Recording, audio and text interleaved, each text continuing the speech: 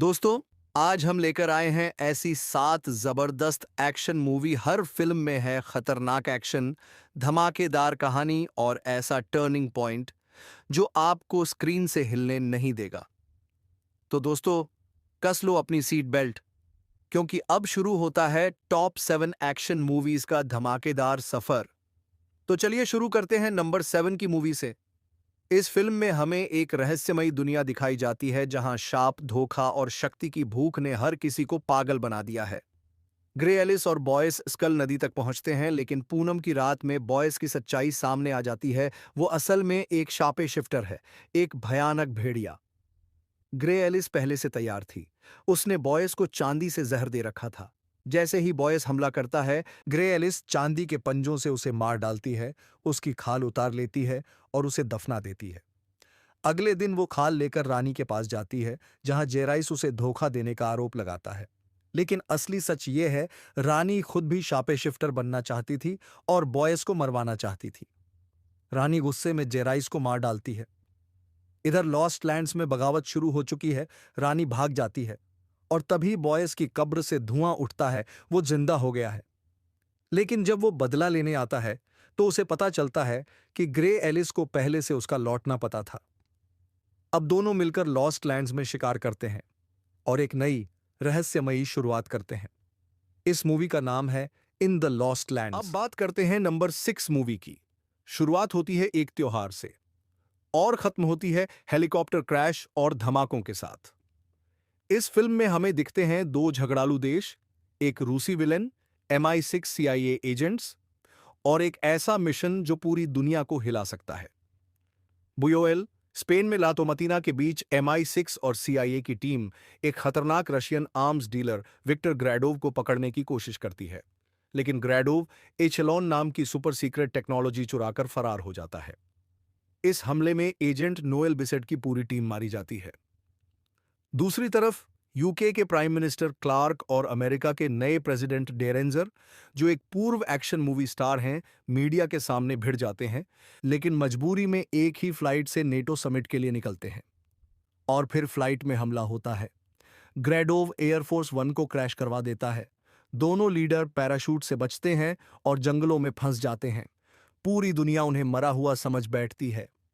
Belarus से Poland, फिर Italy, train से भागना, घातक हमले, कॉमर की गोलीबारी, हैकर हैमंड की मौत और एचेलॉन से जुड़ी गहरी साजिशें खुलती जाती हैं। क्लाइमैक्स में सबको लगता है क्लार्क मारा गया, लेकिन वो फायर ट्रक लेकर वापसी करता है। और फिर नेटो समिट में ग्रेडोव हमला करता है। क्लार्क और डेरेंजर उसकी जान ले लेते हैं। इस मूवी का नाम है हेड ऑफ स्टेट। अब बढ़ते हैं नंबर 5 मूवी की ओर। कहानी की शुरुआत होती है एक ऐसे शख्स से जो किसी जमाने में हीरो था, मगर अब एक एमलेस, बेकार जिंदगी जी रहा है। नशे में डूबा हुआ, टूटा हुआ और सबसे बड़ी बात, अपनी असली ताकत से बेखबर। लेकिन जब पूरी दुनिया एक काले साए के नीचे आ जाती है, तब उसी शख्स को फिर से जगाना पड़ता है। एक खतरनाक मिशन पर निकली थंडरबोल्ट्स टीम को सामने मिलता है द वॉइड, एक ऐसा डरावना अस्तित्व जो न किसी से डरता है, न किसी को बख्शता है। शहर में तबाही मच चुकी है। लोग भाग रहे हैं, चीख रहे हैं, और थंडरबोल्ट्स के सामने खड़ी है एक ऐसी ताकत जो अंधकार से भी गहरी है। लेकिन इस वॉइड को कोई बाहर का नहीं, खुद उनका ही साथी बॉब रेनल्ड्स कंट्रोल कर रहा है, क्योंकि बॉब ही वॉइड है।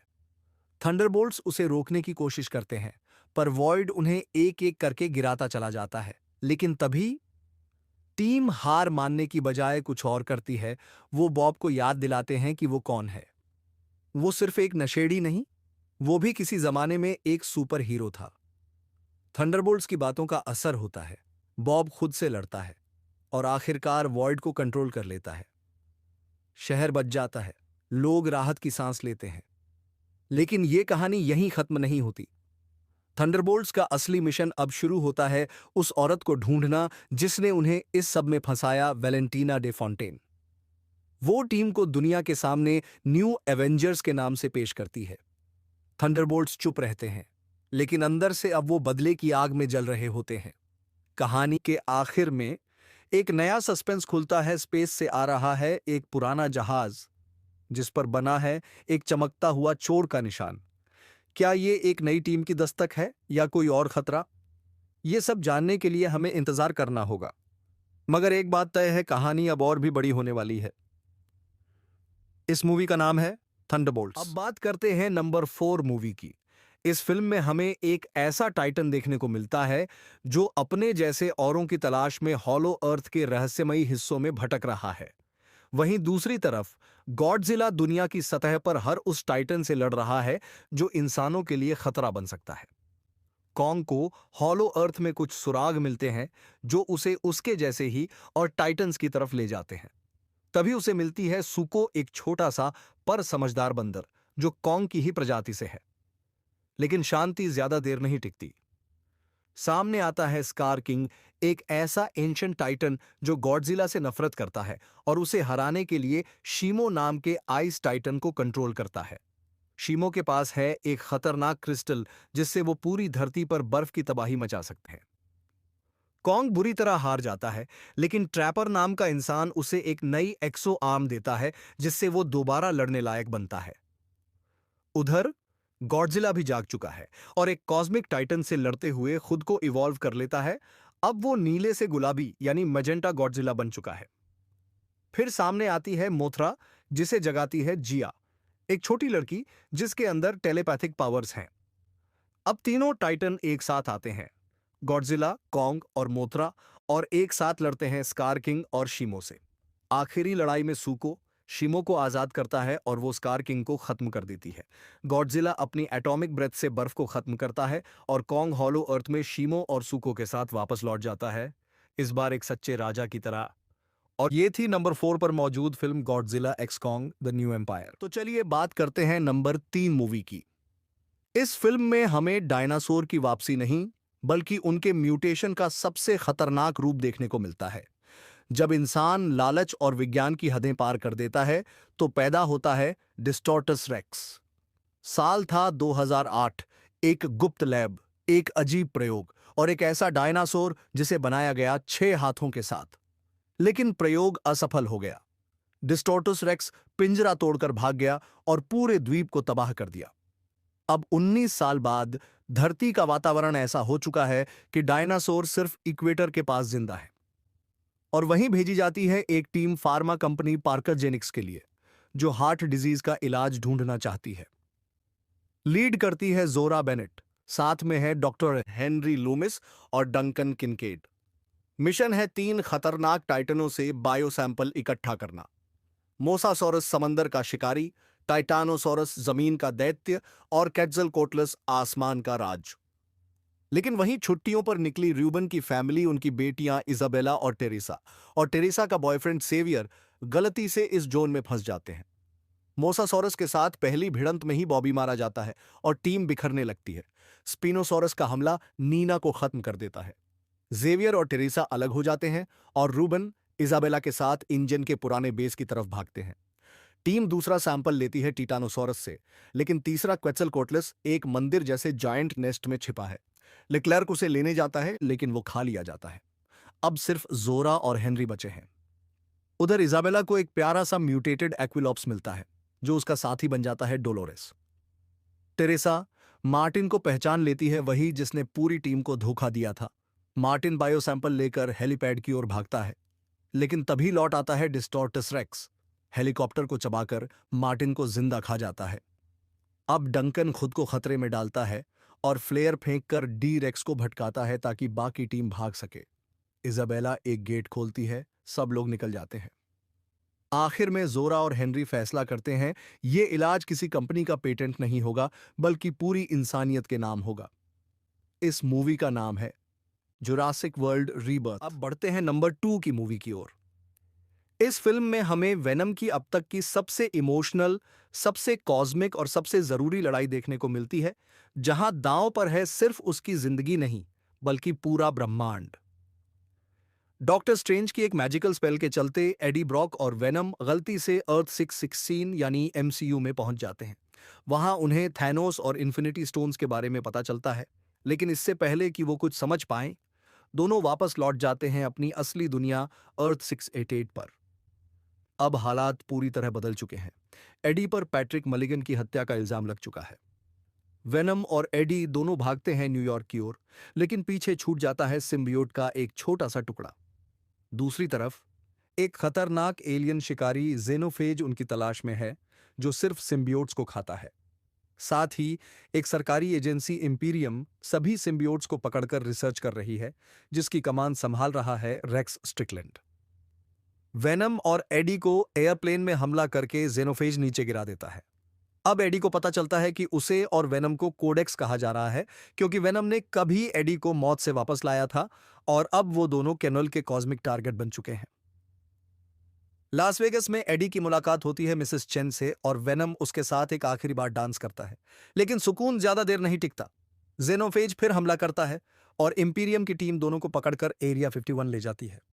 वेनम को एडी से अलग कर दिया जाता है, लेकिन एक रिसर्चर सेडी उसे आजाद करती है और एडी फिर से वेनम के साथ जुड़ जाता है।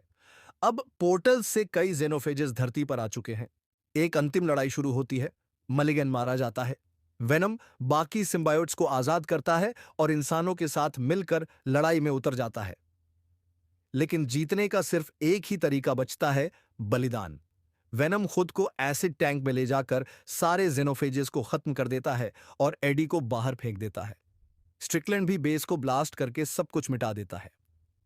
एडी बच जाता है, हॉस्पिटल में जागता है और उसे बताया जाता है कि अब वो निर्दोष है, लेकिन वो वेनम को कभी नहीं भूलता। स्टैच्यू ऑफ लिबर्टी के सामने खड़ा एडी सिर्फ एक ही चीज महसूस करता है, खालीपन। इस मूवी का नाम है वेनम द लास्ट डांस। अब नजर डालते हैं हमारी लिस्ट की नंबर 1 वाली मूवी पर। इस कहानी में हमें दिखाया गया है कि कैसे गॉडजिला और गिदोरा के बीच की टक्कर पूरी दुनिया का भविष्य तय करती है। गिदोरा और गॉडजिला का अंतिम टकराव शुरू हो चुका था, लेकिन जैसे ही लड़ाई शुरू हुई, गिदोरा ने गॉडजिला को जमीन पर गिरा दिया। वो अब हारने की कगार पर था। उसकी सांसें धीमी थीं, शरीर थक चुका था और जीत दूर लग रही थी। तभी आसमान से एक चमकती रोशनी जमीन पर गिरी। मोथरा मोथरा जानती थी कि अगर गॉडजिला हार गया तो पूरी दुनिया खत्म हो जाएगी। बिना कुछ सोचे उसने खुद को कुर्बान कर दिया और अपनी पूरी शक्ति गॉडजिला को दे दी। दूसरी तरफ डॉक्टर एम्मा रसल अपने परिवार के साथ ऑर्का डिवाइस को फिर से एक्टिव करने में लगी थी। उनका मकसद था गिदोरा का ध्यान भटकाना, ताकि वो गॉडजिला से मोथरा की एनर्जी न खींच सके। लेकिन ये इतना आसान नहीं था। आखिरकार एम्मा ने अपनी जान दांव पर लगा दी और बाकी सबको बचा लिया। और अब लौटता है एक नायक, लेकिन इस बार बर्निंग गॉडजिला बनकर। उसका पूरा शरीर जलता हुआ रेडिएशन छोड़ रहा था, हर कदम धरती को हिला रहा था। गिदोरा जैसे ताकतवर टाइटन के लिए अब ये लड़ाई खत्म होने वाली थी। एक जोरदार हमले में गॉडजिला ने गिडोरा को भाप में बदल दिया और जो एक सिर बचा था उसे भी अपनी एटॉमिक ब्रेथ से जला डाला। अब बाकी टाइटन्स मैदान में आ चुके थे, रोदान, बेहेमोथ, मेथुसेला। सबने एक पल के लिए देखा और फिर गॉडजिला के सामने झुक गए। दुनिया को मिल गया था उसका नया राजा, किंग गॉडजिला। इस मूवी का नाम है Godzilla king of the monster. तो दोस्तों, ये थी हमारी टॉप 7 एक्शन मूवी की कहानियां। अगर आपको ये वीडियो पसंद आया हो तो एक लाइक जरूर करना और कमेंट में बताना कि आपकी फेवरेट फिल्म कौन सी थी। और हाँ, ऐसी ही दमदार कहानियों के लिए चैनल को सब्सक्राइब करना मत भूलना।